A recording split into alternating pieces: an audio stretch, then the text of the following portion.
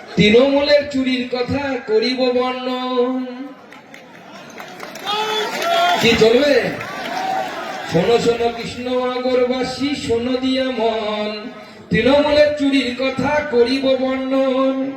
গরু চোর রূপবানুর কহে রেগে রেগে, চেনেন তো রূপবানুরকে? গরু চোর রূপবানুর কহে রেগে রেগে, মানিক বেটা চুরি করে দাম হেকে হেকে। ঠিক তো? সে বেটা জেলে গেছিল, আমি তো শুনে আজকে অবাক হয়ে গেলাম। জেল থেকে বেরিয়ে আসার পরও নাকি চুরি ছাড়েনি। এখন নাকি বিএড কলেজগুলো থেকে বছরে 5 লক্ষ টাকা করে নাকি নিচ্ছে, বিএড কলেজ আর ডিএড কলেজগুলো থেকে। আর তার এক তোলাবাজ আছে কোনো কাউন্সিলর, সেই কাউন্সিলর সমস্ত বিএড কলেজ এদের কাছ থেকে টাকা নেয়।